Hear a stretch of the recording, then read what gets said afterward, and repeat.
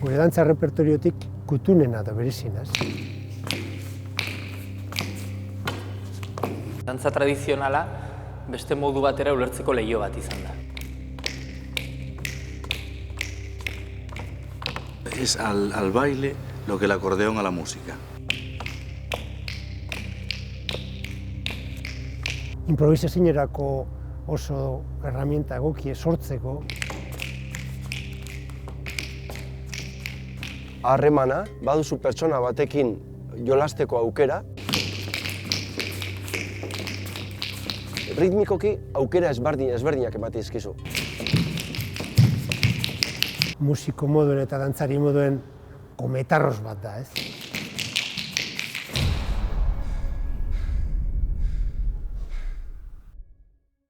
Arratsaldeon, arrasteon, eskerrik asko etortzearren. Jota edo fandangoa edo horripekoa, guretzat, gure ikuspuntutik, gauza bera da. Realitate berari buruz ari gara. Aitzakia da, fandango eta jotaren inguruan zauzer elkarrekin lantzea, ikastea, edo behintzat gure esperientzia konpartitzea.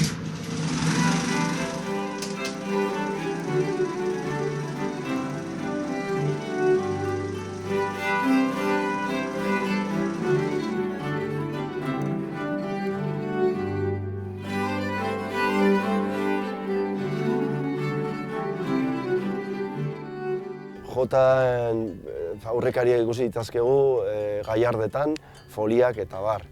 Jota genero zabal bezala konsideratuta Euskal Herrian alde desberdinetatik sartzen da, forma desberdinetan sartzen da, eta gainera hasieratik egokitzapen eta adaptazio desberdinak izango ditu momentu hartan Euskal Herrian egiten ziren dantzen estiloetara.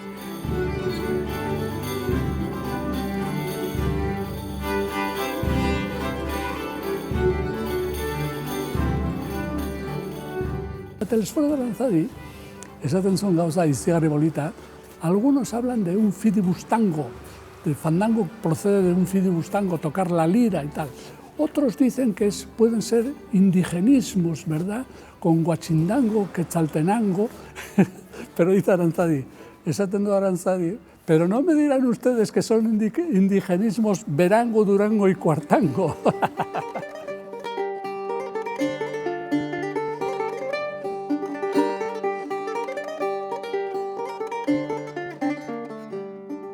Badirudi, fandangoa sortzen dela Huelva inguru hortan, eta hor biltzen direla, hainbat osagai.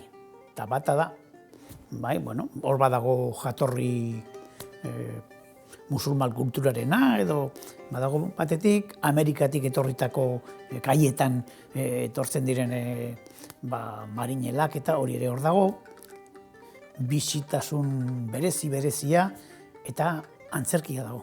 Antzerkia, eta fandangoa sortzen da antzerkiaren inguruan.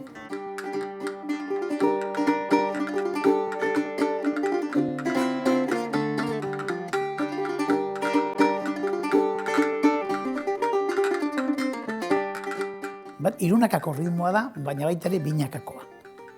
Orduan da polirritmia bat, baina baita ere eta batzutan nahastuta.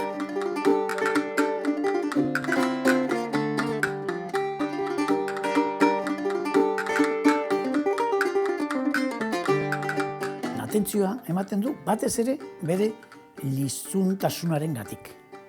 Halako, lasibia sortzailea omen zen. Bakoitzak beti pentsatzen dugu jotea edo fandangoa edo alakoa berena dela eta inonak gehiago ez. Fandango existitzen du de Trasosmontes en Galicia y Portugal, iparraldean denak egiteutak. Leku batzutan jota, ez da gehu seguru, fandango dik datorren, badirudi baiez, baina seguru ez da gehu. Eta leku batzutan fandango gehiago, Euskal Herrian fandango eta jota bieteran.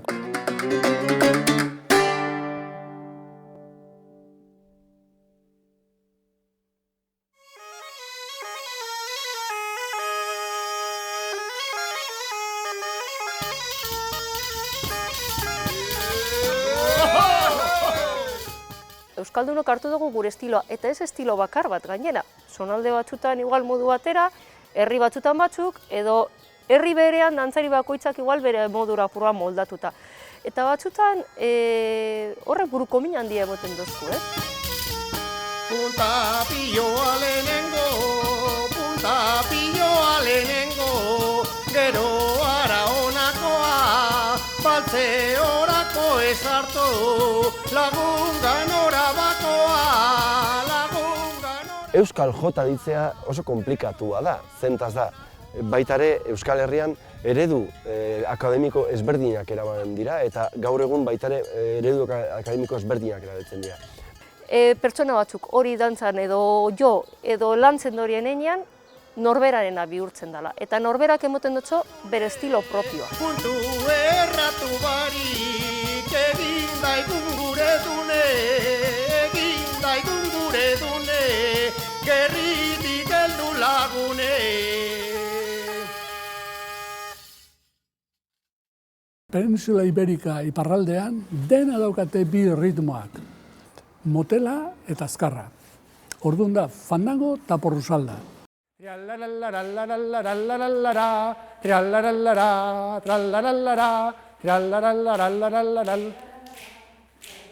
Jotak eta porrusaldak tarteko ezberdinak dituzte, bai? Hiru tarteko dituzte. Egitu ezberdinetako da, bai, proposatzen dizuguna lan egiteko izango da 3 tartekoa, bai?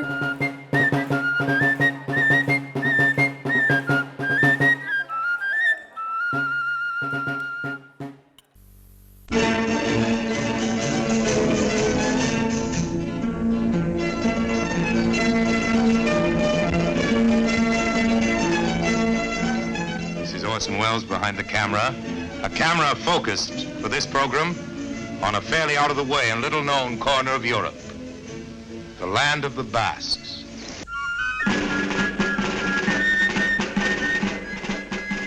Well, what we're watching now is as important a part of Basque life as Pelot. This is the fandango, famous fandango. And the old lady who's so light on her feet, the large lady, what's she do? She's a peanut seller. The local peanut vendor. Yeah.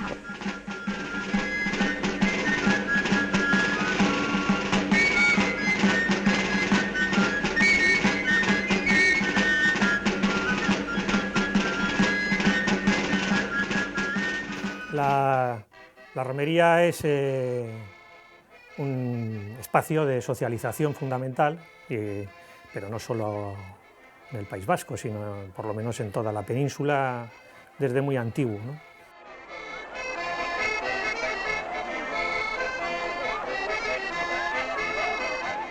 Era un momento importantísimo de exposición personal.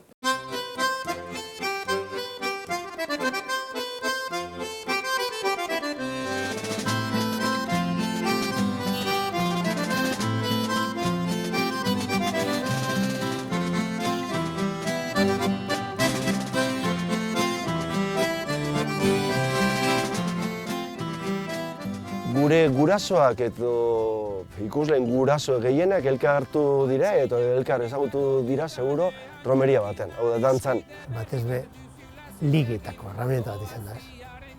Bikotea topetako kortejorako edo bide bat, ez?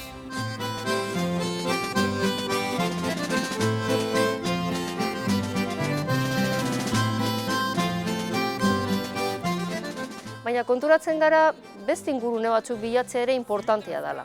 Gaur egunean non egin erromeriak, zelan egin, garai baten bazirean plazetan, La Casillan edo olako herri eta hirietako plaza handietan, santuek egoten ziren lekuen ondoetan, ermitak, eleizak.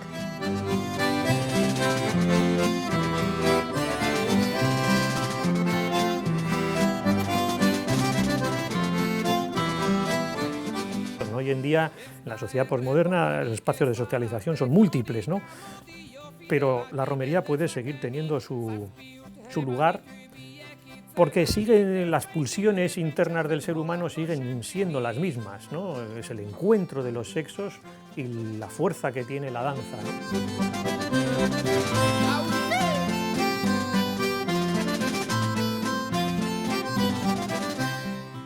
solamente el hecho de bailar, de poner el cuerpo en movimiento, tiene una energía muy poderosa, ¿no?, en la humanidad. Y entonces, pues el valor de las romerías hoy en día, pues siguen siendo tan válidos como antes, ¿no?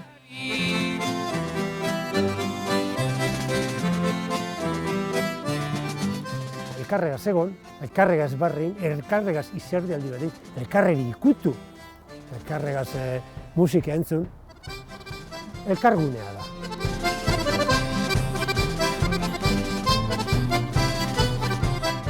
Tartean, baten ligeko da, hori bai, baina batez bere elkartzeko toki.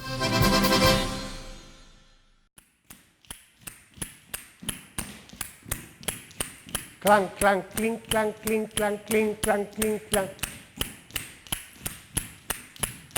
Hori da, bai, puntuak ondo markatuta. Bueno, kiskitinekin lan asko egin daiteke, bai? Eta erritmo ezberdinak eta gauz asko dago egiteko. Por cierto, ez da ikusi duzuen, badago talde bat orain egin duena horrelako jotaren inguruko zerbait egin duena, Kukai uste dutena izena, eta jotaren inguruko zerbait, eta lokaten kiskitinekin hainbat gauza egiten dituzte ere.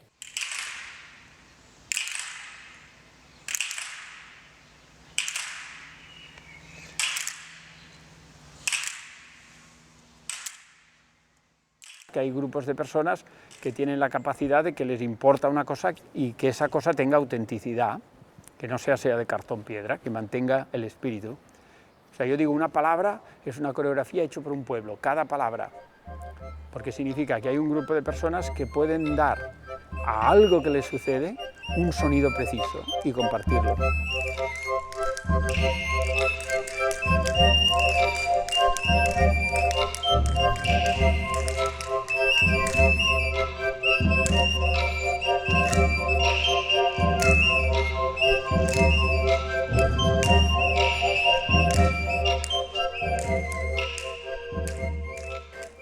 Nik etxean orain egiten dutan modura ikasi izan dut jotan, ezta? Eta niretzat hori da nire tradizioa, baina niretzat moduan beste jende askorentzat.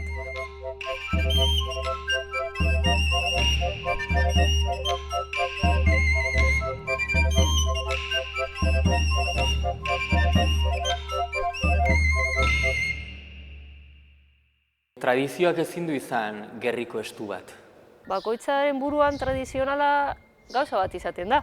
Ez daka zertan urtietan oso atzetik etorritxako zeozer izan, baina bai naturaltasun batekin onartzen den zeozer izan beharko litzake. Eta gainera, era esfortza handirik barik zure eitzen dozun edo zure sentitzen dozun zeozer. Eta gainera, identifikatzen zaitxuen zerbait be izan leike.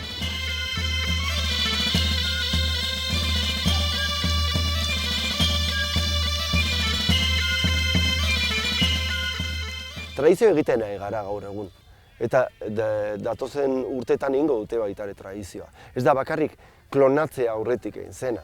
Atzera begitu behar dugule neurrien, gauza batzuk ikasteko, ikusteko, eta aurrera joateko lagungarri dana gainean, ez?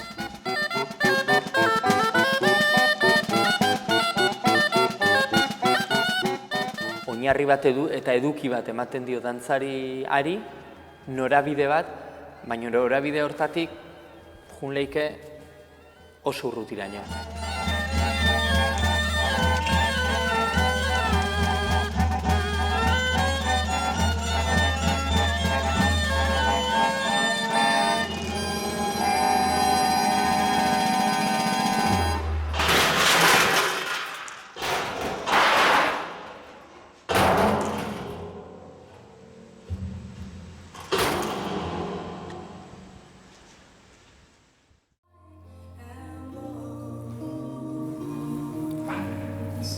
Yes, I lost my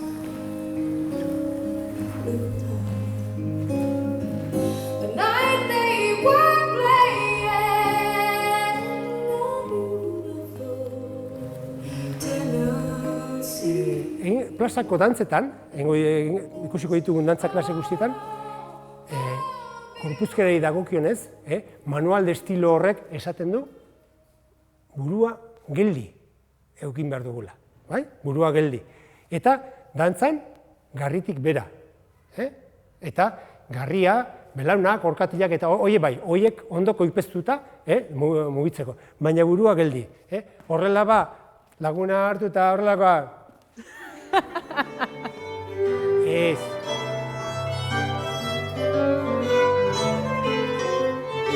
Lagunakin, binaka, venga.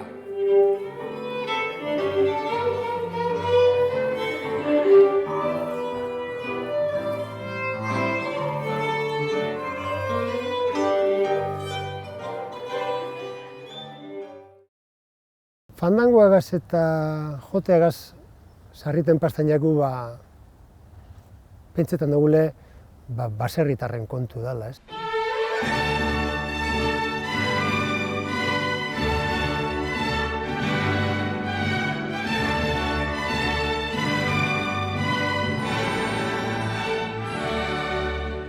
Zortzigarren mendean da egiten da beste aldakuntza soziologo bat mundu guztien, ez? Romantizismo esaten dena, eta orduen romantizismo edakar bakotxak beria ataraten, ez? Orduen bakotxak beria ataraterakoen, orduen azten die nazionalismoek eta azten die gauzak. Berreskuratu behar zen edo mantendu behar zena bazen olako baserri utopiko bat. Eta irudikatu zuten baserri hori, eta ikusten da hainbat zarzuelatan eta hainbat ikuskizunetan ikusten da irudikapen hori. Esate baterako lehenengoko movimentuek azten die euskal jaietan da badiek antolatutakoak.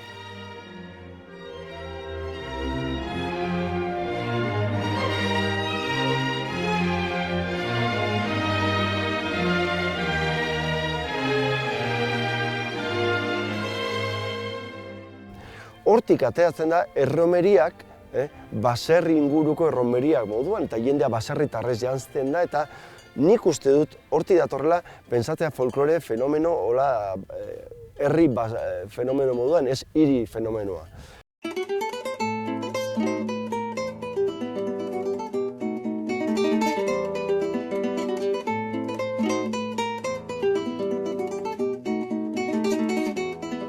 Karlista da amaieran, azten da, saltzen da minerala eta azten da Bilboko revoluzion industrial esan genezakena. Da orduen kanpotik jente asko etorten azten da, eta kanpoko jentiek lakasillara joaten da, batez be langileek eta jente zumea, ez?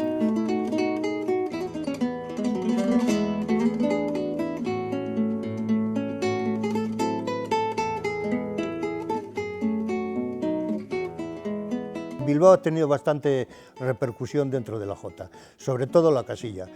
Es más, yo te voy a decir una cosa, que nosotros la jota que me enseñó a mí Silvestre, Chilibrín, me enseñó a mí y al grupo entonces que estábamos, nosotros la hemos reproducido cuando hemos hecho el Aurrescu de Begoña, que lo hemos reproducido en todo con sus trajes, con el cuadro de Villamil, y le hemos titulado Jota de la Casilla, porque en realidad donde Chilibrín hacía sus inventos y sus pasos, los hacía en la casilla.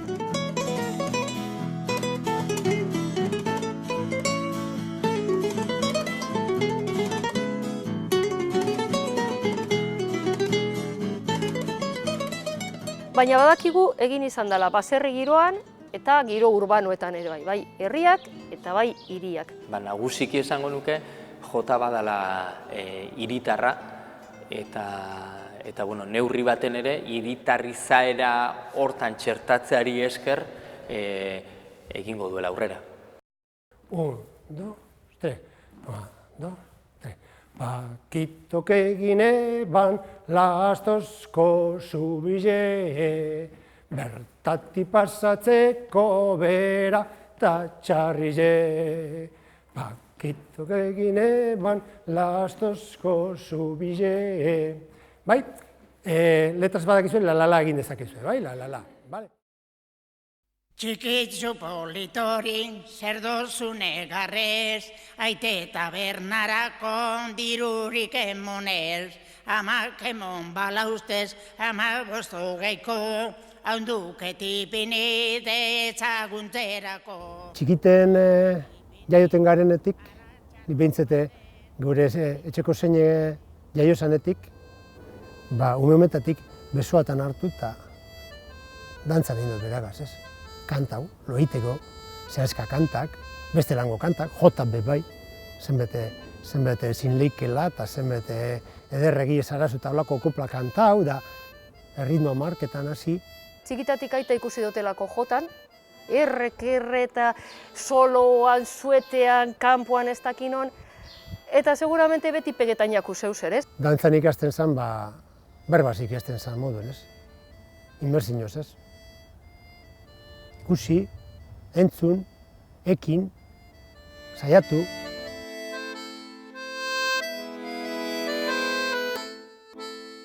Nik uste dut batzutan olako idea bukoliko batzuk izaten ditugu etxean, baserrietan, ez dakit nola dantza egitengo balute bezala eta haiek transmititu beren seme-alaberi, eta ziur aski hori gertatu da epe batzutan, baina beste epe batzutan, hain zuzen ere, etxeko jaun eta andere horiek trebatu dira dantzan eta gainera disiplina nahiko egituratuetan dantzako irakasle profesionalen eskutik. Azken da Maintza Baixuak adibidez Gipuzkoan 20. mende hasieran ezagutu genitun profesionalki dantzaren irakaskuntzan aritzen zirenak eta herriz herri irakasten zutenak dantza egiteko molde zahar eta oso egituratu bat, ez?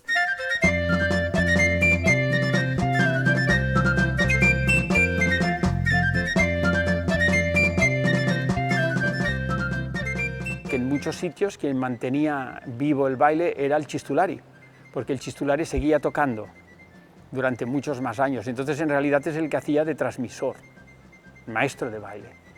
Bai izan dira, dudarik gabe, tambolintero asko eta musikari asko dantza maisuak zirenak. Askotan izan dira baita ere dantza maisuak besterik gabe. Hemen Donostia inguruan ezagutu ditugu, Pujana Zarra eta holakoak, dantza maisuak ziren, ez ziren musikariak. Nire gazte denporan ikasten zen erreietan, jente asko erreietan ikasi eban, dantza eginez, plazatan. Autodidaktismoa be importantea zen, eta orduen bakoitza bere modura dantzan egiten, ez? Zenbat dantzari, hainbat modu dantzan egiteko, ez? Importante izan da, bai dantza taldeetan edo bai aisialdiko taldeetan egin izan den transmisio hori. Niri holan behelduia eta neurri handi baten, ezta?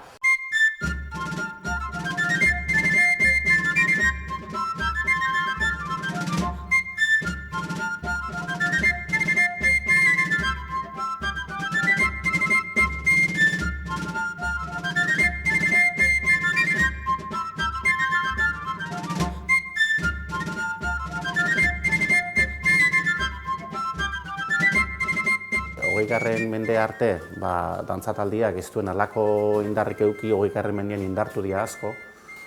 Eta, horrek badauzka gauza onak eta badauzka arrisku batzuk baita ere. Horren dantzataldiei aitortu behar zaio duen lan hori, nola dantza bere ingurutik jaso eta transmititu duen. Baina egia da batzutan alde batea utzi ditugula beste transmisio bide batzuk. Plazan edo erromeian indian transmisio hori.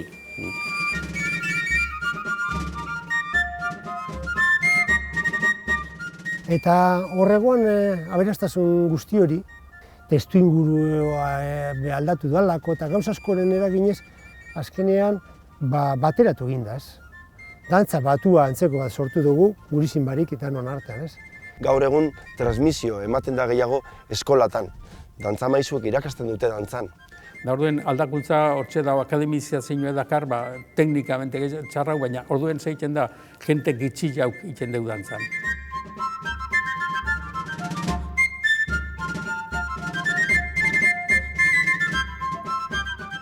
Por ejemplo, los de los grupos han aprendido una jota y no ven una jota suelta, normal, tranquila, aprendida en la plaza. No, bailan la jota que se les ha enseñado en el grupo. Y entonces el que está viendo de fuera dice, como yo ahí no puedo bailar con este, porque este baila de maravilla, yo no sé bailar más que los dos pasitos, ¿no?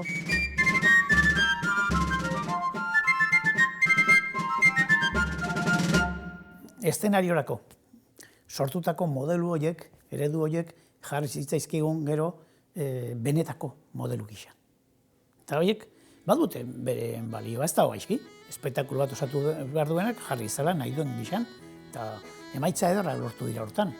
Eta orduen hor egon da holako estugune bat, enbutu antzeko bat, konile, horre tradizioa estutu inde. Transmisioa era artifizialtxo baten eitzen joan da azkenengo urtetan. Zelan asmatu horretan, nik uste dut ez dala baperreza, hau da, naturalki gertatzen da zerbait artifizialki eitxia, eta gainera natural itxura hori aukide izan, benetan zaila ikusten dut.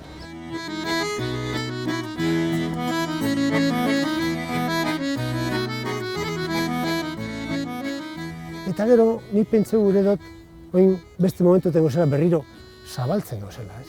Eta aberazten, eta anistasunari eta askatasunari bildur barik ateak zabalduten, ez? Jota bizi-bizi edo berpisten ari dan bebai, dantza bat dala esango neuke. Jarriko dugu esku bat horrela, bai? Esku bat horrela, bale? Orduan, hau lurra izango da. Lehenengo markatuko dugu gure aitona amonek egiten zuten modura, bai? Modu tradizionalan esateko, bai? Edo antzinakoan. Orduan egingo dugu flan, flan, flan, po, taz. Eta egingo dugu kukaikoak egin dezaketen moduan, Jon Maia eta hanek artista, bai? Orduan egingo dugu... Orduan egingo dugu flan, flan, flan, po, taz. Flan, flan, flan, po, taz. Bale? Zein da eroso, ergonomikoagoa eta behan dantzatzen da, ezta?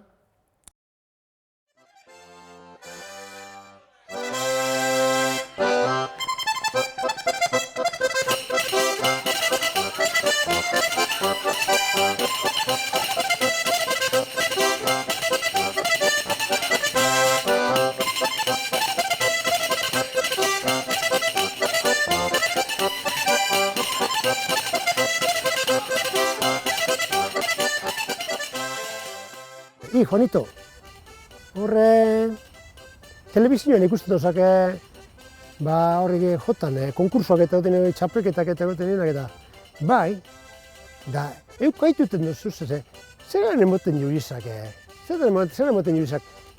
premiok danak igual dantzan egiten jurik eta.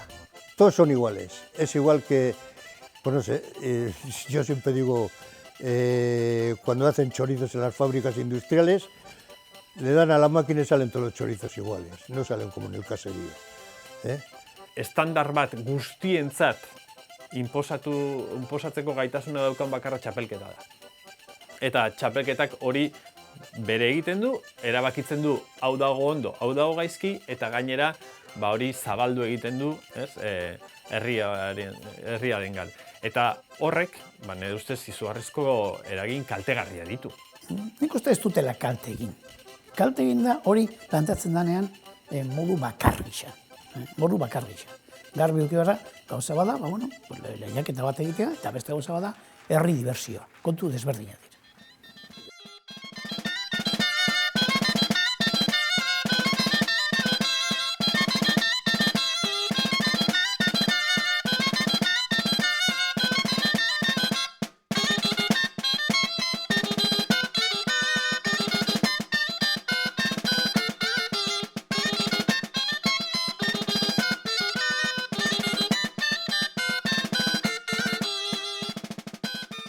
Dantzakera tradizionalean, lurrean gauzenean eta nik pentsa dantzako ateak zabalduten dugu edozein entzat, ez?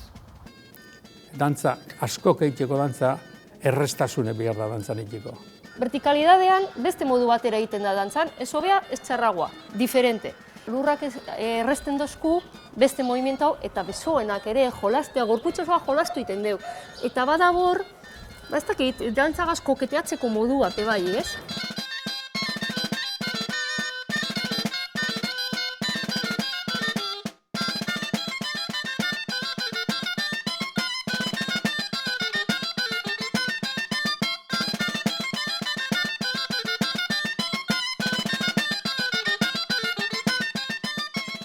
Dantzakera hau badala berezkoagoa, naturalagoa, gaur erabiltzen den beste berba modu bete, ergonomiko bada, eta sarriten esaten da, demokratikoagoa bera, ez?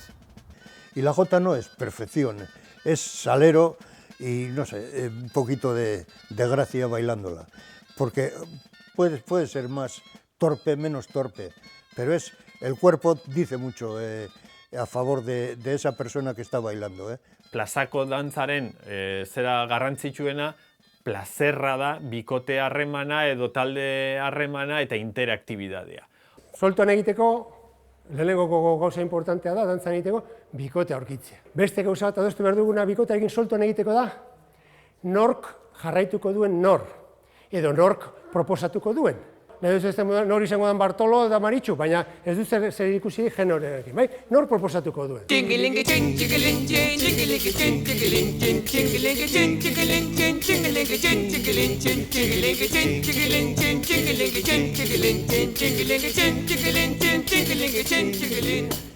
Gizonezkoak edo andrazkoak edo andra gizonak izitea, hori zabalik egon da beti.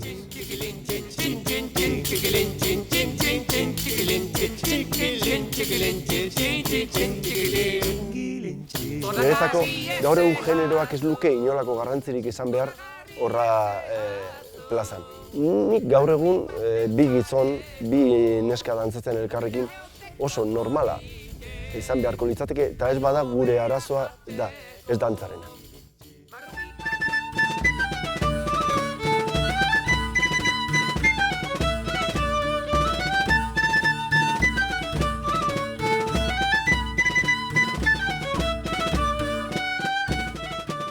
Jantzan zabizen bikote hori hor da, eta niretzako hori harremana da.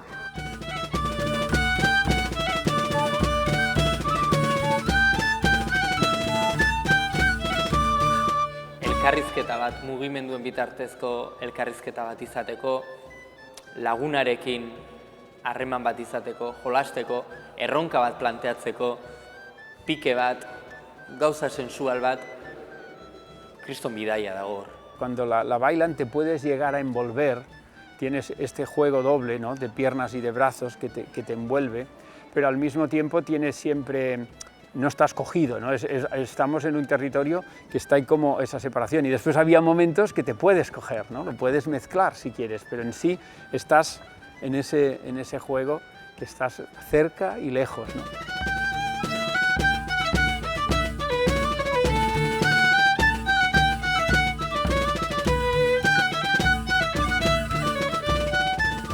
La libertad de movimientos es como, no sé, como si pudieras mezclar, ¿cómo decirlo?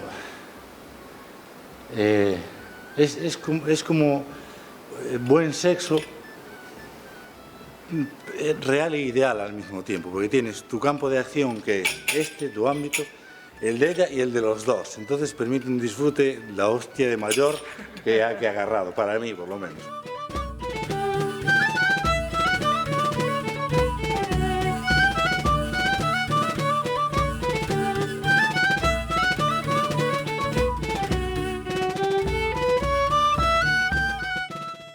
Movimentuk eta eskueka eta geroa, hirugarren partea haitezan oratute.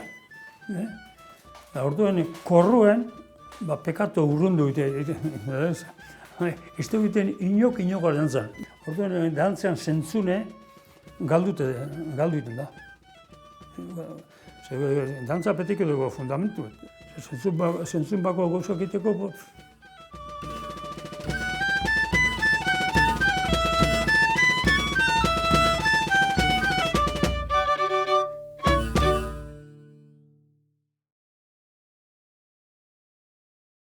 Bertsolaritzan gure hurbilean daukagun improvisazioko ekimen bat, ez? Bai, improvisatu, bai. Ez dakit, inoiz tokatuko zaigun, horrelako beken egiten duten final horretara, bertsolarien finalera joatea, eta bertsolari bat ateratzea, horrela zerea, eta mikrofona horrean jartzea, eta aztea... Urruta, zikita! Ateti modo, zikiti! Eta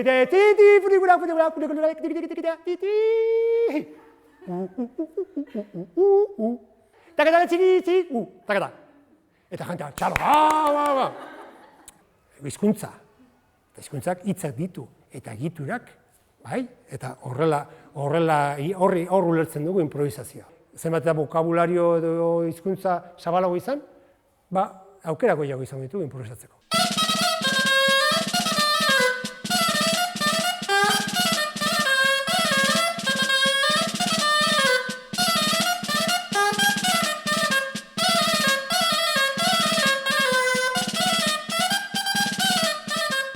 Plazetan beti egon dira jota arrunta egiten zutenak eta beti artistak egon dira. Artista da pixkat arauekin jolasteko gaitasuna daukana, edo bere dantza eraikitzeko erabili zutabeak berriz ere eraldatu eta haien artean beste antolaketa bat planteatzeko gai dena. Dantzari batzuk beti ukin dabe berezko hori, musikaren barruen euren adornuak eta iteko eta sortzeko gaitasun hori, ez? Baita lehiaketatan aurkezten ziren, eta baita ere baliagarria ziren bai musikaren dako gantxo moduan, eta holako gauzak bazeuden beti egon dira artistak. Tomas Jainaga Eperra, eta beren arreba, nik ez ezagutu dantzan, Bartolo Lasa bat edo Txilibrin, ez? Kontxa Horraza Kepa Junkeraren ama, izan zen Txilibrinen bikote urte askoan. Eta Kontxak sarritan horrela esaten, ez? Eski Txilibrin era un artista. Lo que hacía él no hacía nadie, ¿eh? Holako zera, ¿sabes? Era una atracción verle bailar. Ese movimiento, esa soltura, esa gracia, era impresionante. Sortu egitean, eta puntu eta paus asko inventatu du, bai.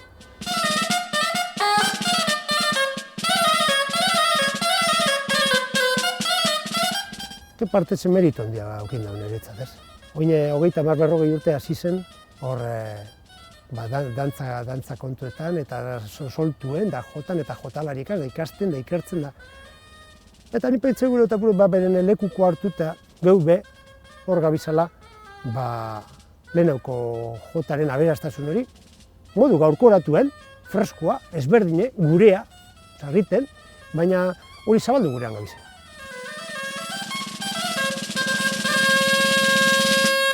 Improvisatzen dugunean eta autu hori hartzen dugunean, beti akatserako bidea uzten dugu. Jota korroan egiten denean danak batera, lortzen duguna da danak berdin egitea. Hor ez dago akatsik. Konfunditzen baldin bagara, danak konfunditzen gara. Orduan, sartzen da nolabaiteko anonimotasun batean.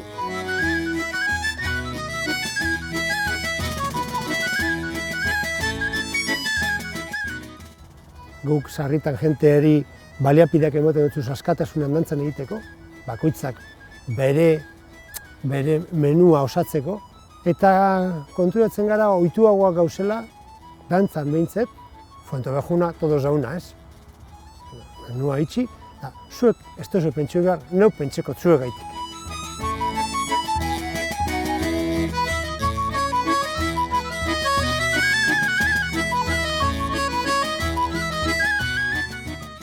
Danok esaten dugu askadeak izan nahi dugula, eta derrepente esatezu, hasi nahi duzuen hankagaz. Eta nik asdeak, baina esan zinegaz, eta esan mesedez norantza ez, orduan, nik uste dut, ulertu egin behar dugula, kosta egiten jakula askotan. Gure erronka bat da, bai, apurbete, askatasunari ateak zabaltzea, ez? Eta jenteak askatasunean disfrutatzen ikasi dagiela. Bizitzan garrantzitsua baldin bada, herri honetan gehiago, herri honetako dantzan ere bai.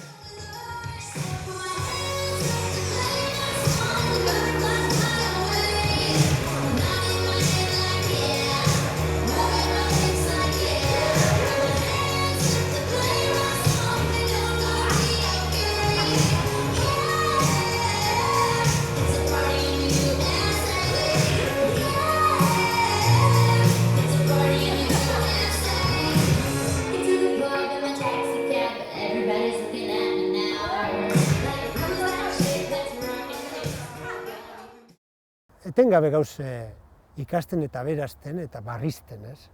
Eta sarriten esaten dugu hori gure I+D-ko departamentuen horri biltzen garela, ez? Dantzarako egoki diren musika sortu gurean, dantzarako egoki dan musikia zelan jo ikasten, horretako importantea da noberak musikoak be dantzan ikastea.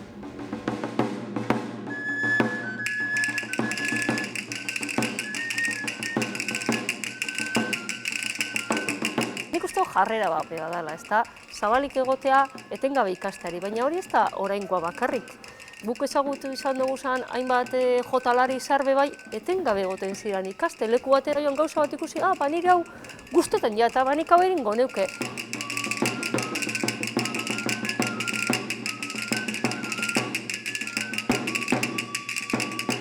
La parte superior del cuerpo tiene que estar más o menos estática, hierática, como una estatua, parado, ¿no? Pero ahora móntatelo como quieras, de cintura para abajo. Se tiene como por buen bailador el hecho de que bailes asentado, de forma horizontal, digamos con los pies pegados al suelo, ¿no? Y que sea como una prolongación de la naturaleza, un árbol, si quieres.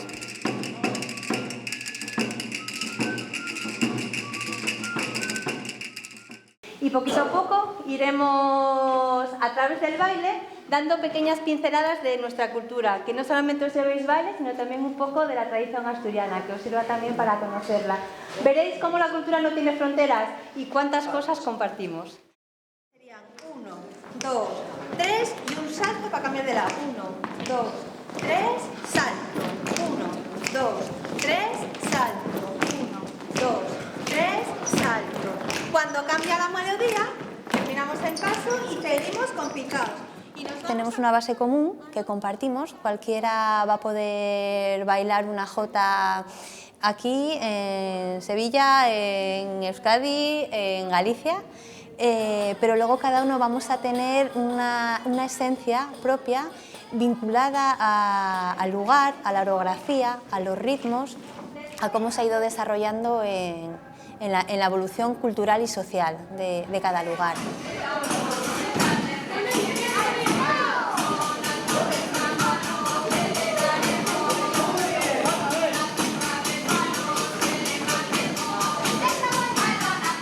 Bueno, estuvimos en el taller del otro día y yo, vamos, bailé la jota sin ningún problema, porque, bueno, aparte del estilo, los estilos son diferentes, me refiero a la posición del cuerpo, a quizá la acentuación en la música, que se acentúan en partes diferentes los ritmos, pero vamos, hay pasos exactamente iguales, ¿no? O sea, no hay ninguna diferencia, podríamos decir.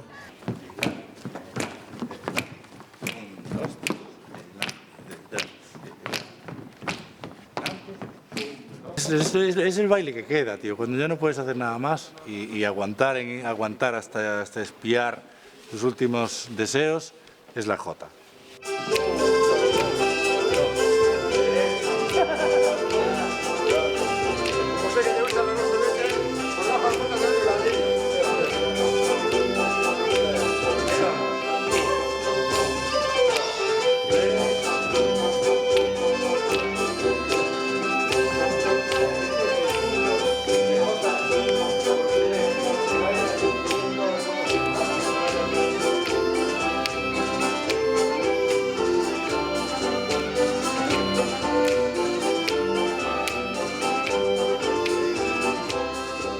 Creo que es un baile que cuando te agarra y consigues empezar a entenderlo, estás listo ya.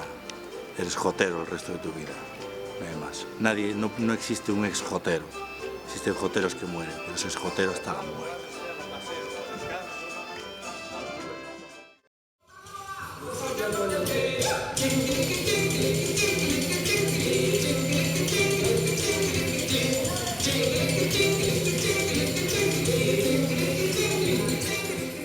Gonbite izango litzateke inoiz, ez dakit, hoize, gairentzakoak ere, noiz behinka, soltarse la melena un poquito, eta, egin dezagun, hau behintzat pusketatxo bat, libre, bakoitza nahi duena egin dez beza, ez? Fuente behar junatu da, hori polita litzateke, eta uste ikuskizunaren aldera izan, aukera bat izan zitekela, bai?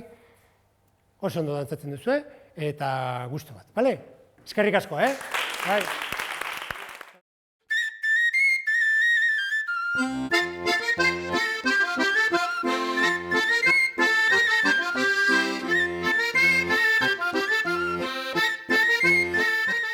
Azken urte hauetan, Aiko uste dut eman ditula urrats batzuk modu zuzenean eta zeharka sustrai oso sendoak dituenak. Esango nuke, kasi iraultza bat euskal dantzen alorrean. Gure galdera zen, taldea sortzerakoan zelan egin, tradizioz jaso dugun dantza eta musika helarazteko jende gehiagori. Kopletan badago esaera bat, atzeak erakusten du nola dantzatu aurrea, eta horretan Aiko taldeak ere oso garbi daukala atzeak erakusten digula nola dantzatu aurrea. Denen artean sortu dute, benetan gauza berri bat. Batetik oso irekia beste kultura arloetara, baina oso modernoa gaur egungo baliabideak ematen dituzten aukerei, ez? Lo que sí yo les pediría es que la Jota, hablando de la Jota ya, y de las danzas que están haciendo, las hagan sencillas para que el pueblo, todo el pueblo, podamos hacerlo. Herriari dantzan barriro dantza eraso egiteko sinpletasuna jarri behar da dantza kontutan. Daiko nik uste dut hortik doiela. Libre dantzan egiteko gogoa, askatasunean, konpleju barik, dantzazalen revoluzioa ia, ez? Behintzat niko lan ikusten, ez? Zaletasuna, hori, armoriotik urtetako modu, ez esateko, niri dantzan guztetan jar, eta zer, ez? Nik sinistu nahi dut, aldarrikatzen nahi garen modeloan edo sortzen nahi garen modeloa berez, berreskuratzen nahi garen modeloan, egiten nahi garena da motorrak piztu, jota temporal bat sortzeko. 2000 eta 200 urten, jotan dantzatzen zaitzeko. Si hacemos músicas de ninguna parte y bailamos danzas de ninguna parte, joder, el resultado, somos un pueblo que no va a ninguna parte, claro.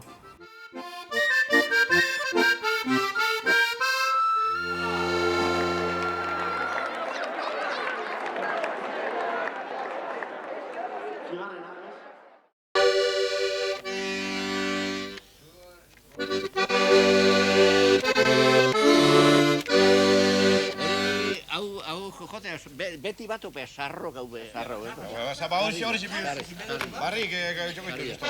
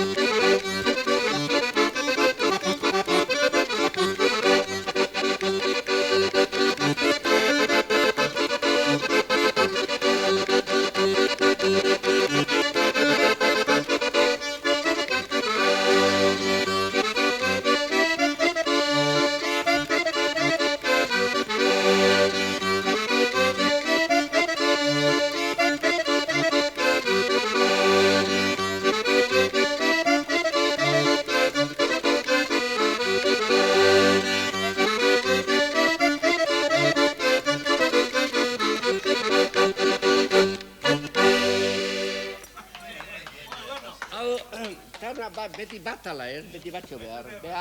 Hau sarrenetaikoa bai. Sarrenetaikoa bai. Ni baino, urte bidu hau,